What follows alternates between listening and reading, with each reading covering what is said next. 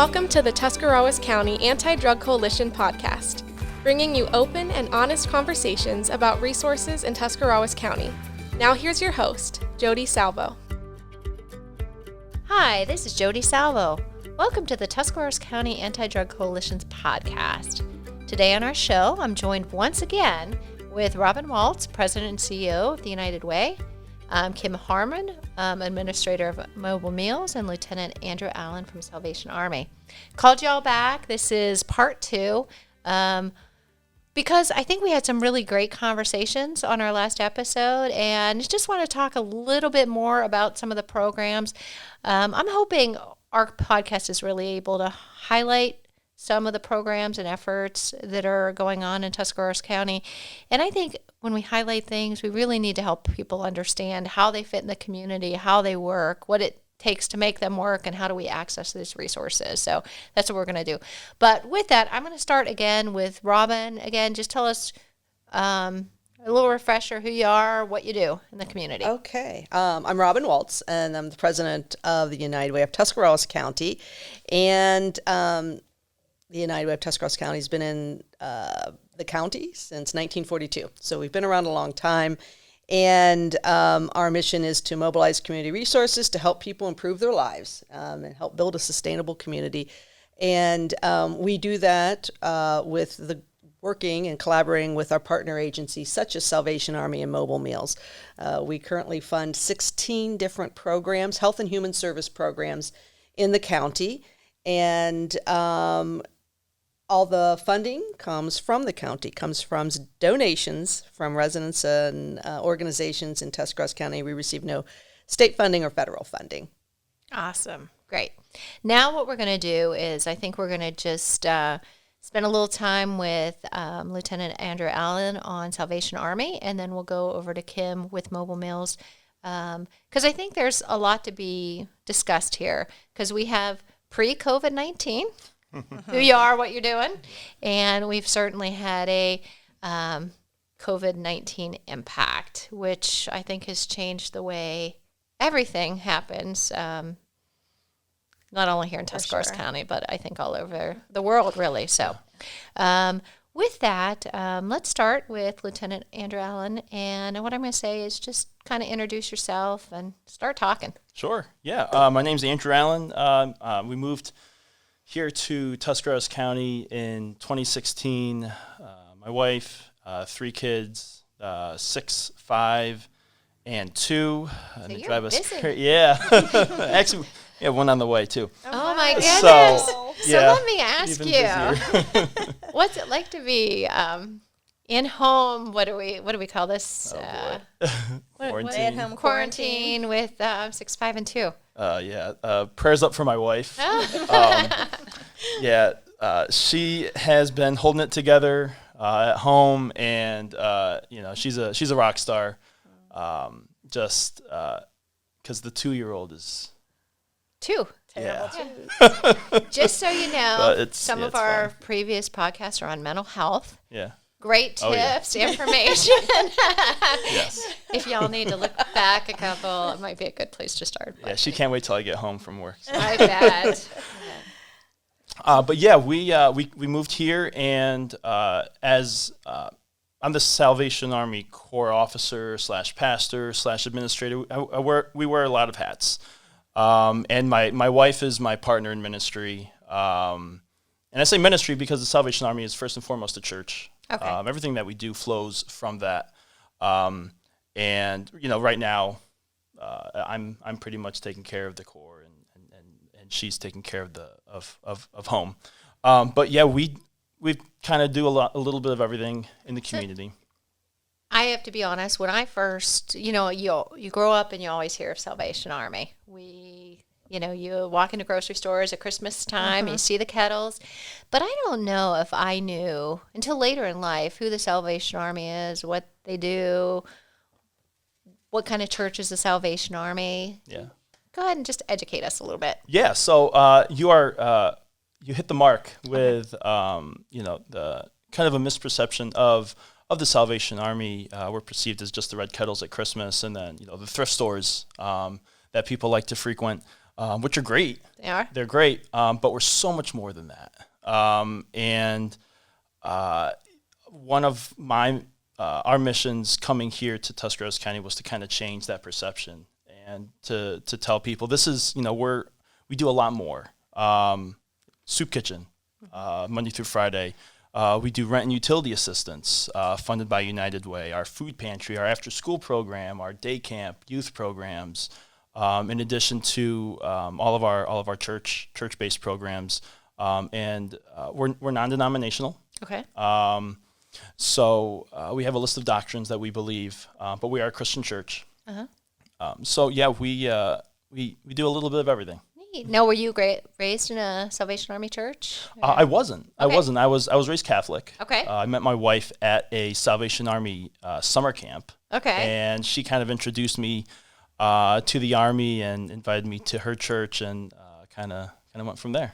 So you said summer camp. Do you have summer camp here for Tuscarawas County students? Yeah. So we send about 19, 20 kids to a camp. It's called Camp Neosa. It's on Leesville Lake in Carrollton. Seen signs for that. Yep. So unfortunately, that's been put on hold for this summer. But all the other summers, hopefully, there's no more pandemics. Fingers crossed. But yeah, that's something that we do. We send kids from Tuscarawas County there during the summer. Okay. One of the things that I've always seen with y'all here in Tuscarawas County is that you're very well networked with other agencies, and tell us a little bit about some of those efforts, like your after-school program. What's that all about? Yeah. Anytime I talk about any of our programs, I always stress that it's it's really a community effort. Kettles, we couldn't do Kettles without the volunteers, without the organizations and churches and companies that come together and support us. Our soup kitchen, that's made up of volunteers. It's made up of churches and organizations that come and cook the food and serve the food. So community is vital. And we see that with the United Way, with the work that they're doing. No organization or agency is an island. Yep. In order to get through this, which we are getting through this, we need to be a community, and we need to work together. And I think that's exactly what we're doing right now. So food program. Tell us a little bit about that, and then I'm assuming we've seen some great changes in the food program. Yeah, so I mentioned the soup kitchen. We prior to COVID-19, we had a soup kitchen Monday through Friday. Took place right in our dining room. We would average 60 each day, and it's great time, great fellowship. There's an opportunity just for people to come in, share a meal, talk with one another. It was great. It was more than just the food.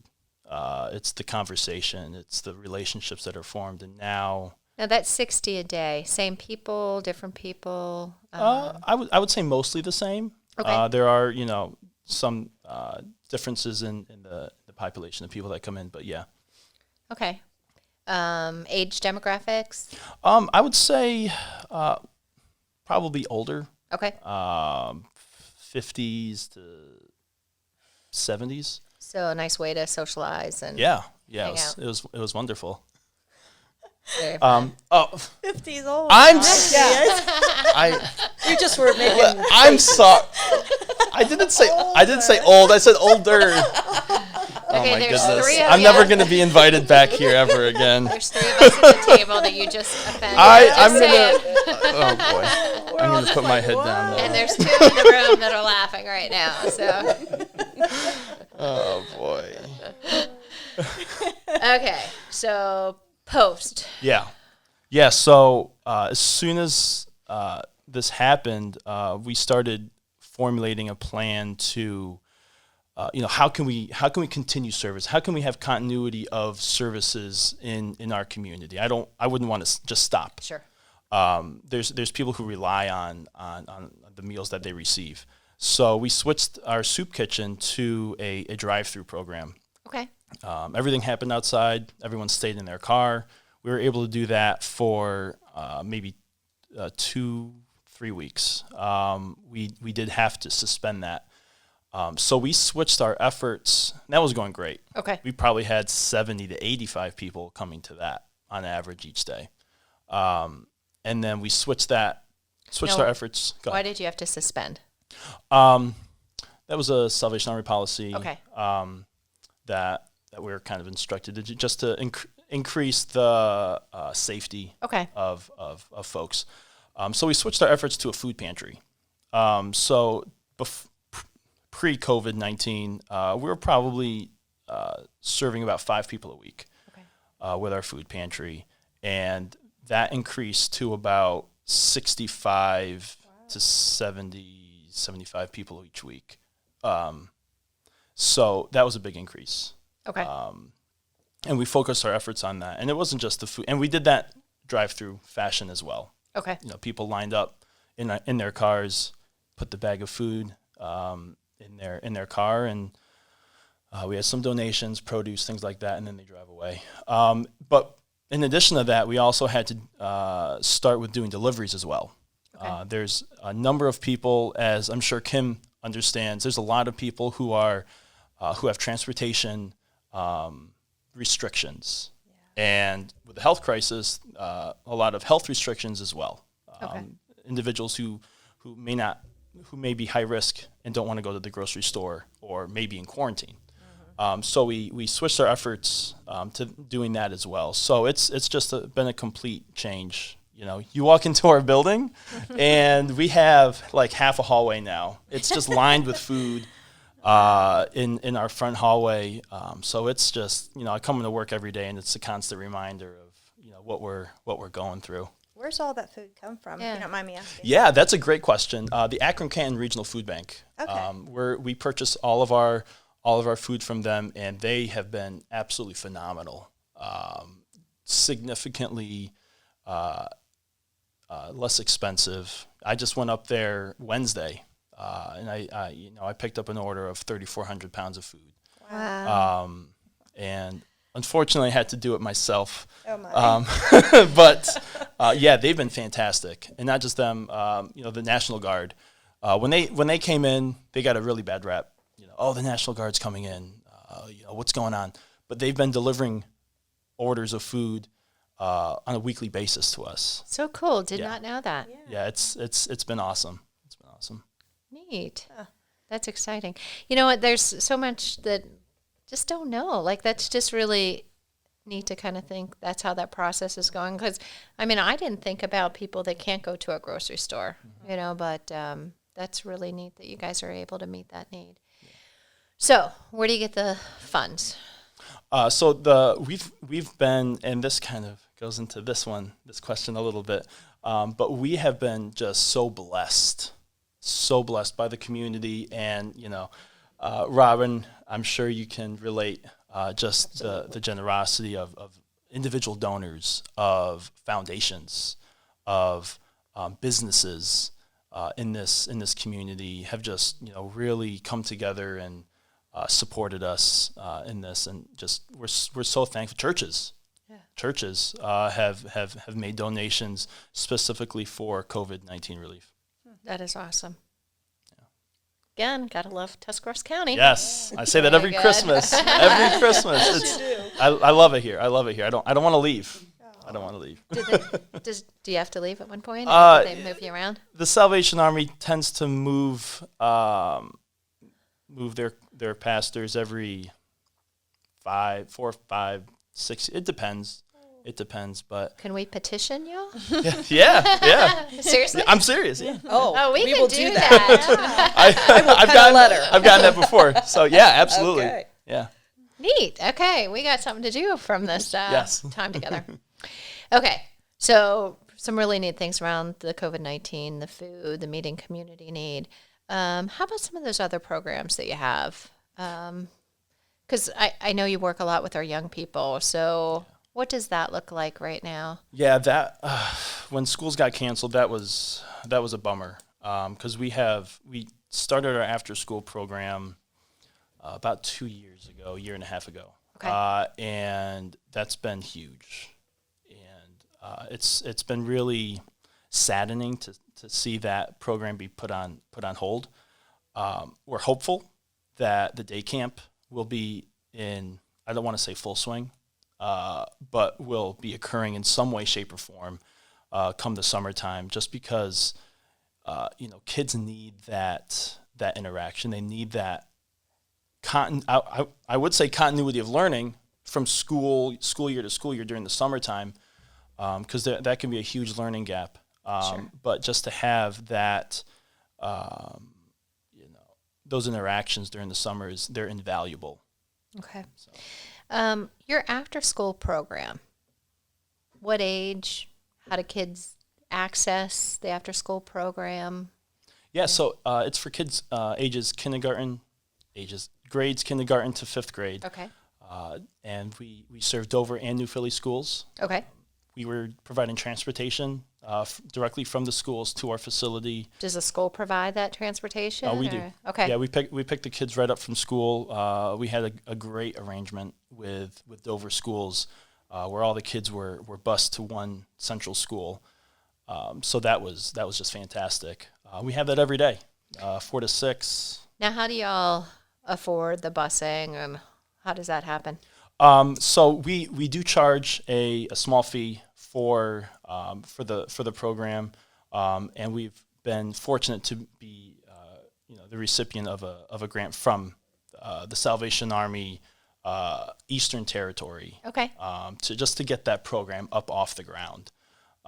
So our director was going to be looking into additional funding when COVID-19 happened, and then that just threw a huge wrench into things. But Okay. yeah. Okay, so that's just really neat that you guys are there and meeting community need. When you talk about the food pantry, is there any restrictions to the services that you provide? Very little Parameters? restrictions. Very Okay. little restrictions. If there's a need, You fill it? we fill it. It's that simple. That's a theme we're hearing here today, Yeah. isn't it? Right. Yeah. Very good. Yeah, especially right now, we want to have as little red tape as possible. Okay. I don't want people standing around. Is that waiting for- normally the case? We typically have an income eligibility threshold, Okay. and even with that in place, we wouldn't have had any issues with the folks that we're serving, Okay. because it's relatively flexible. Okay. Now, you have mentioned summer camps, after-school programs, food pantry, meals. Where do you get the manpower? Well, we have 2 employees. Okay. In addition to Another myself, common theme. Martha and Shelley. So they've been fantastic. We had our Learning Zone direct. Learning Zone is just the umbrella term for our after school and day camp. We had her, helping us in our efforts early on, and then we had an after school tutor as well. But right now it's really just Martha and Shelley and myself. And we've had a limited number of volunteers. We're looking into bringing some of those back, but it's been a process. Okay. It's been a process, as it has for every organization that Sure. it's been affected. Sure. And can you tell me just what has been the community response to supporting the Salvation Army and the need within the community right now? Yeah, and I mentioned it's been just generosity across the board, and just a community effort. We talk a lot about Zoom, and I think everyone at this table has had some interaction with Zoom. And what I see is a lot of partnerships being formed, a lot of relationship building between different agencies, different organizations, even a lot of new information being learned. Yeah. So this is, and I talk about this with my employees. Instead of saying the word, using a negative term for something that's happening, it's an opportunity. Yep. You know, this whole health crisis is an opportunity for the community to become stronger. And I think that's exactly what's happening. I kind of like to see the glass half full. Yep. And I see that, you know, this is what's going on, is organizations are learning about how we can better work together and how we can meet the need. And that's exactly what this county is all about. Yeah.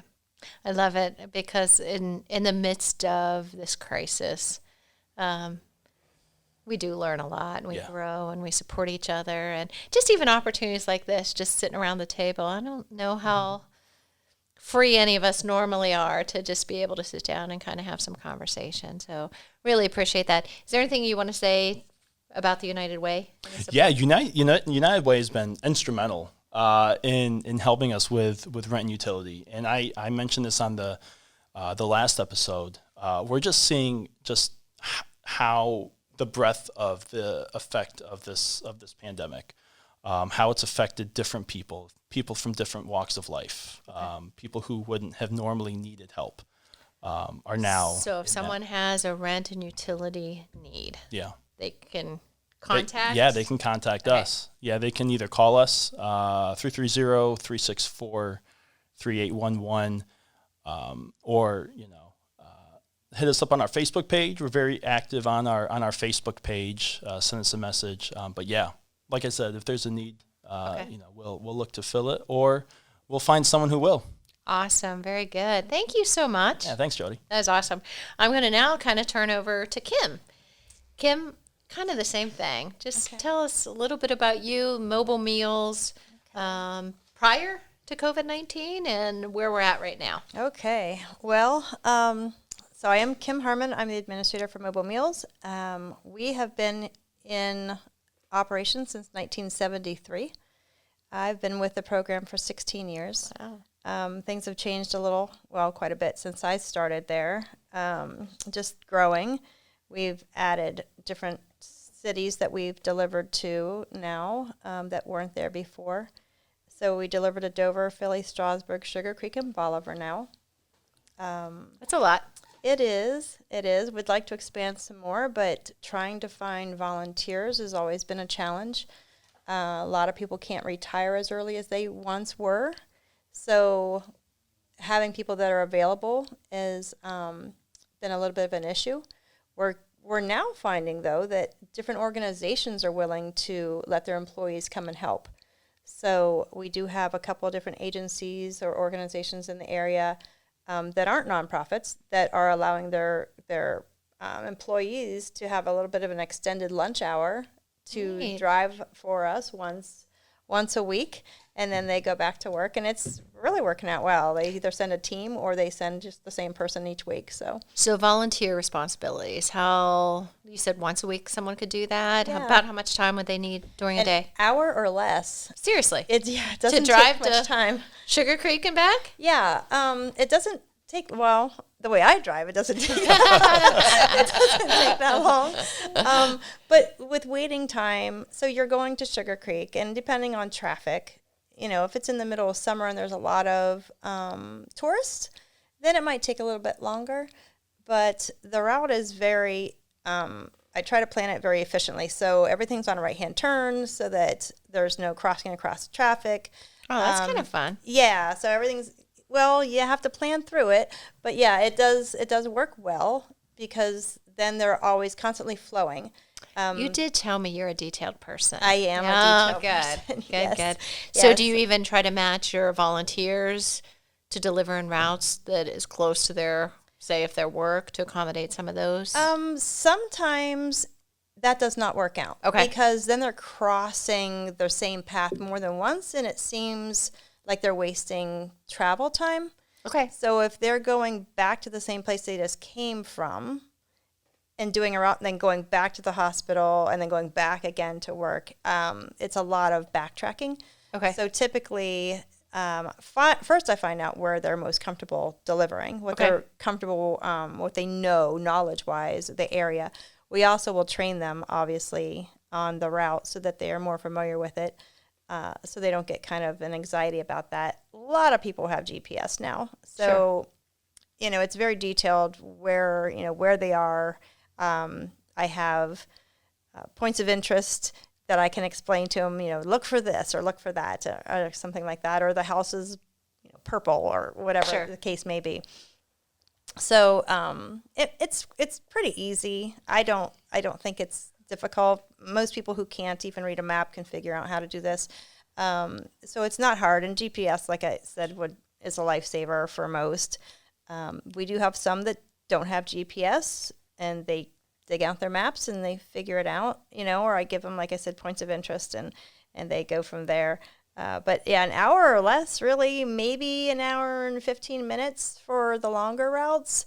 Now, Bolivar, Sugar Creek, and Strasburg, if they're a regular driver, now right now with the pandemic, we're doing things a little differently, but for regular drivers, those who have the farther away routes are typically from that area. Okay. So Bolivar drivers are from Bolivar, Strasburg drivers are from Strasburg, and so forth.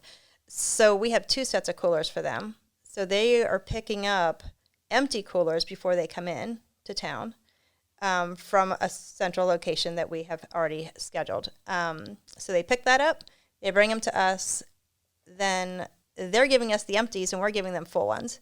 Oh, that makes sense. So then they go do their route and they drop their empties off at that same location, and then they just go home. So they're not backtracking. And then the next day's driver will then pick up the empty coolers, and it just continues with the cycle. So I just have to ask. Yes. Were you the brainchild to decide, like, someone doesn't have to bring the coolers back to the hospital? Because that is a cool concept, really. I wish I could say that I was, but administrators before me, once we had Strasburg set up, Strasburg was already set up when I started. Okay. And they did that for them. Nice. And it worked out really well. So whenever I got Sugar Creek and Bolivar together, we just, of course, did the same thing. Now, we do have some locals. When I say locals, I mean Dover Philly area, because it's local to where we're housed. When we have some of those who they deliver to the farther away routes, and they just go up and back, and they don't mind. And they're still back within an hour and 15 minutes. So how many homes do volunteers usually deliver to? We don't deliver to more than 8 clients per route. Okay. Now, some areas have more than one route going to them because they're just so big. Okay. But if we go any farther than that, the food temperature starts to change, and we like to get everything. It's all hot and fresh and ready to eat when they get it, and we like to keep it that way. So if we do more than that, it tends to change the temp. So 8 meals per route. Now, do the volunteers get to interact with those that they normally, not during the pandemic? They would. We try to cut it to a minimum of a few minutes each client, because otherwise the people who are not delivered to yet are hungry, and they'd like to get their food before it gets cold. So we have to try to limit it to a little bit. But they've really created friendships out of this. So we have a volunteer dinner every September, and the one volunteer always brings one of the clients because they're friends now. Oh, neat.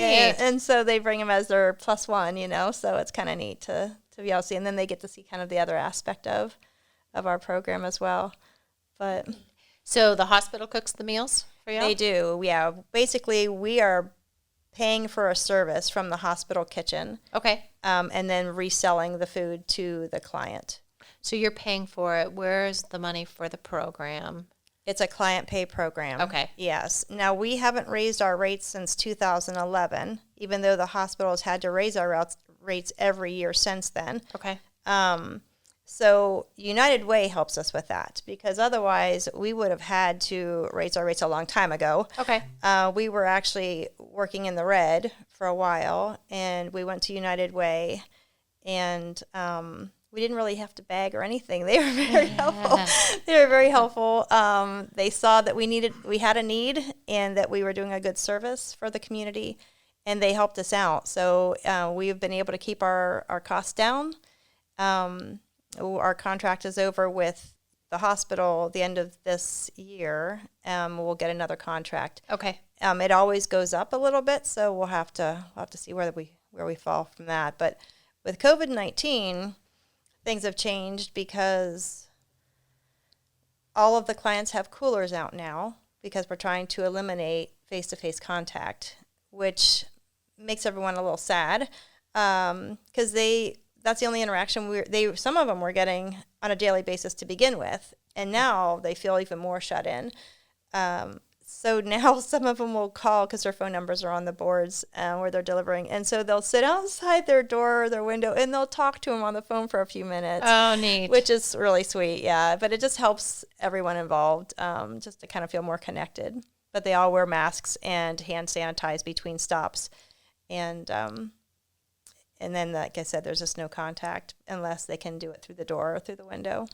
Very cool. So how many volunteers did you have before the pandemic? We have, well, including our substitutes, we had 125 volunteers. Wow. Yeah, so it's a lot to keep care of, but it works out. They're not all there at the same time. We have 14 drivers per day plus 4 inside helping with packing on a normal basis before COVID-19.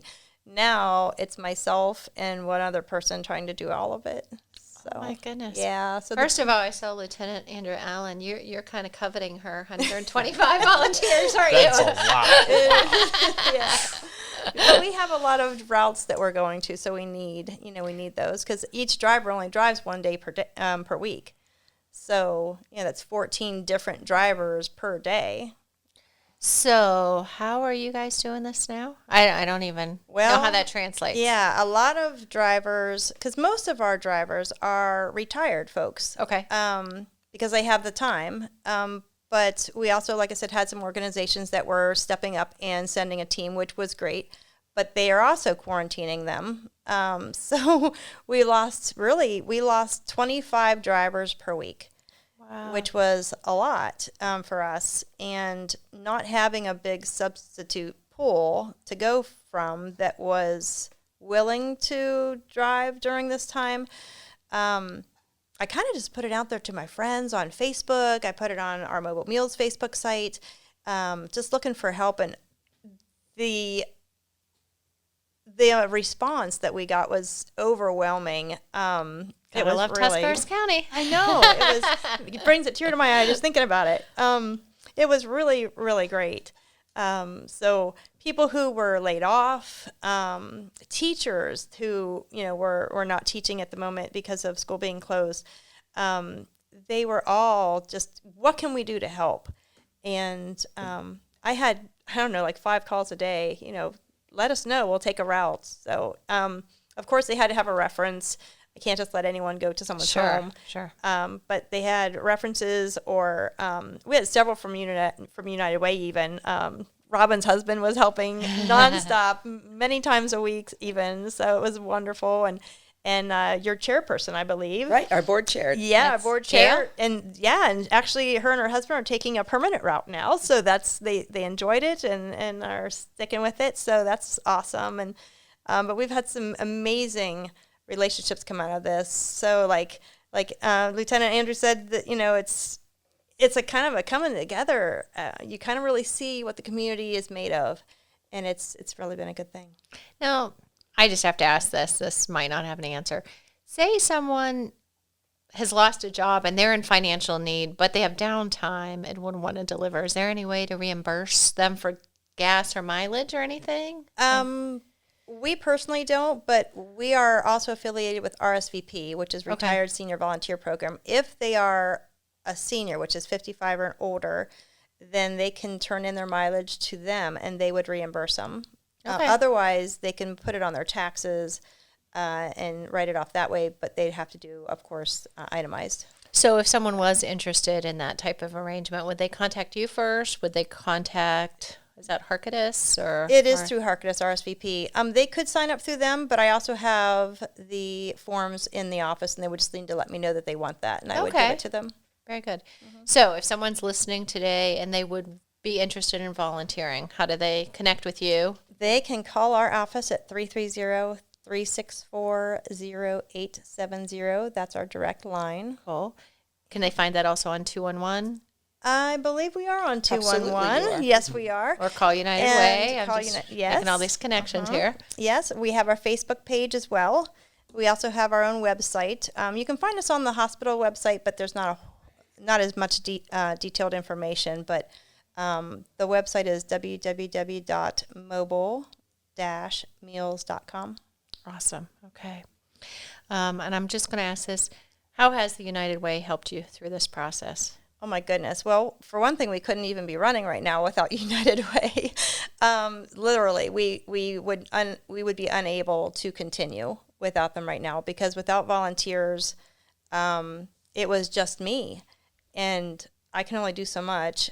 And so they have been giving us funding to help us stay in operation so that the 90 people we deliver to can continue getting food. I had clients crying, calling up saying, "Are you going to have to close?" Because, they didn't want to have to go to the store. They were fearful. So it's been a blessing that United Way is here and been so, so helpful.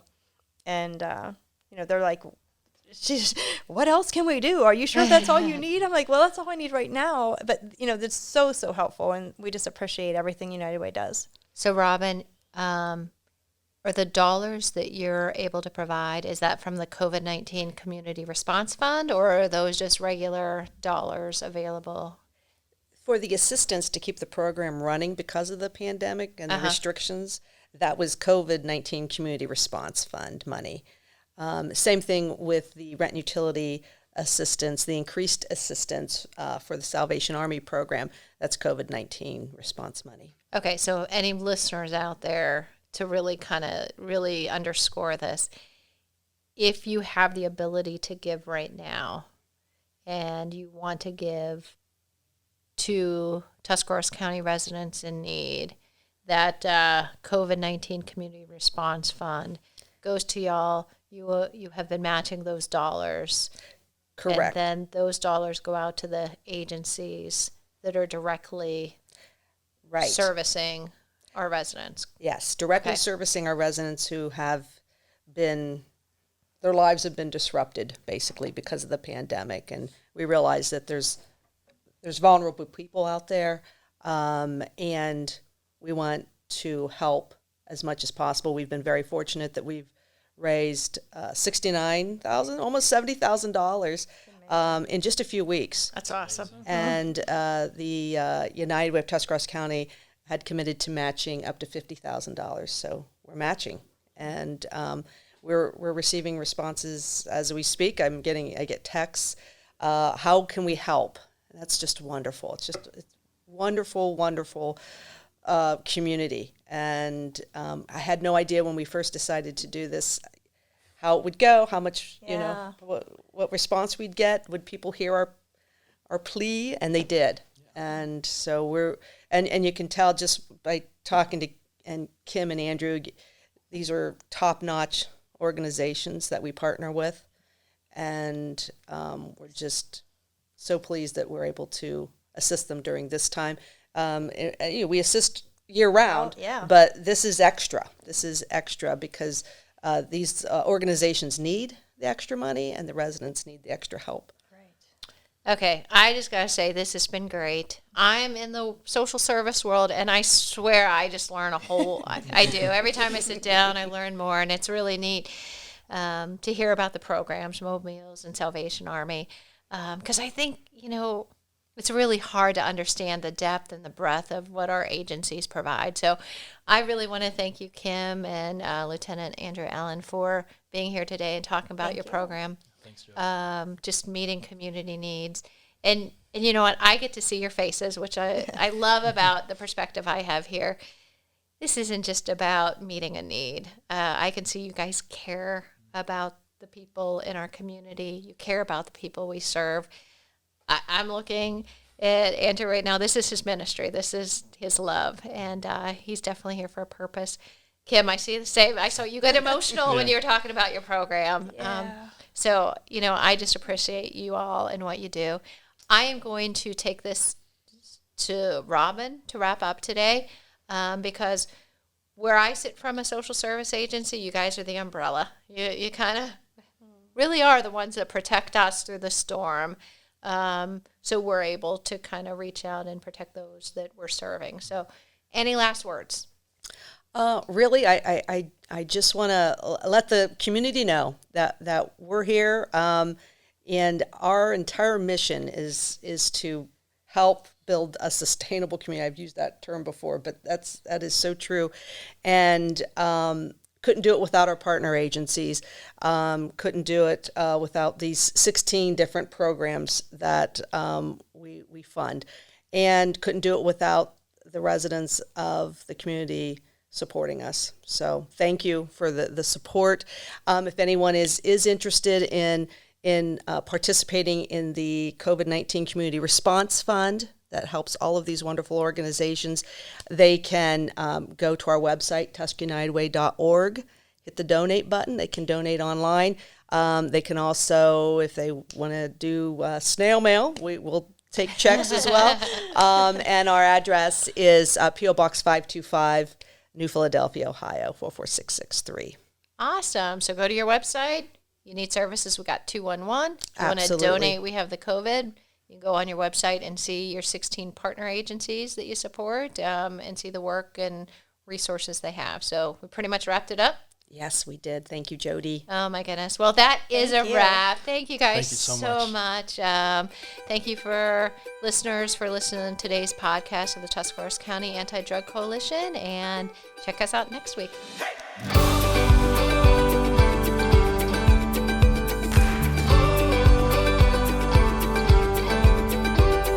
Thanks for listening to this episode of the Tuscarawas County Anti-Drug Coalition podcast. Please follow us on Facebook and visit our website at adctusk.org.